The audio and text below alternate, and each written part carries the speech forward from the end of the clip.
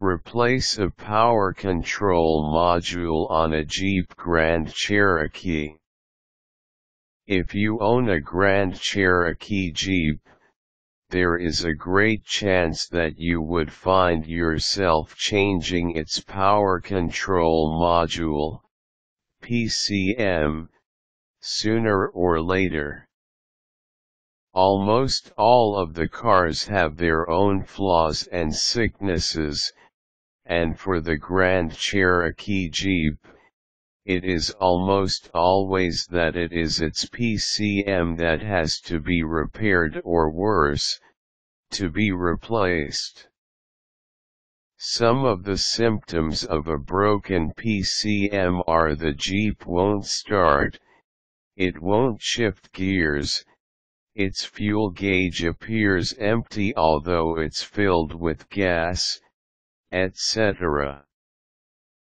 When any of these symptoms happens to you, call your car dealer to make sure if the problem is really with the PCM. In case your PCM breaks, you really do not have to have it fixed at expensive motor shops.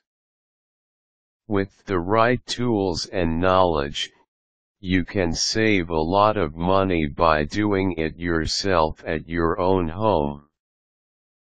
Just follow the simple instructions below on how to change or replace a power control module on your Grand Cherokee Jeep.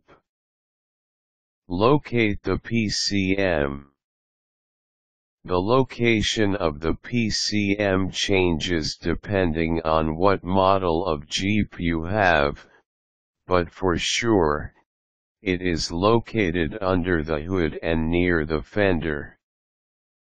For example, the PCM of a Grand Cherokee Jeep 2003 model is positioned just behind the coolant tank located on the passenger side of the automobile. To be sure, just check your user manual where the PCM is located. Remember that whatever model you have, its PCM would surely have wires connected to it. Go for brand new or at least rebuilt PCM. Buying cheaper things does not always lead to savings. In fact, you may even end up spending more over time. So in buying a replacement PCM, do not buy refurbished PCMs although they're worth a lot less than new ones. If you're lucky enough, refurbished PCM may last until a year, but that is the maximum. Look for new PCM, or at the very least, look for rebuilt PCM. You wouldn't want to change your PCM every 6 months or oftener. Needless to say, purchase the PCM that is compatible with your Jeep's model. Be safe. Before you remove the old PCM, make sure that the vehicle is not turned on. The safest way to do this is to remove the car key from the ignition. While you do not have to remove the battery of the Jeep, you have to see to it that no electric power flows to the PCM. It is better to be safe than sorry. Remove the old PCM.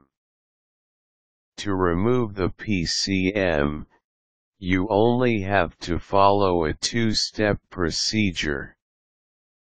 First, unplug all the wires connected to it. Then second, remove all the mounting bolts attaching the PCM to the Jeep.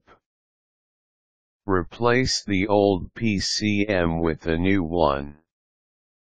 In assembling the new PCM to the Jeep, just reverse the two-step procedure in the preceding paragraph.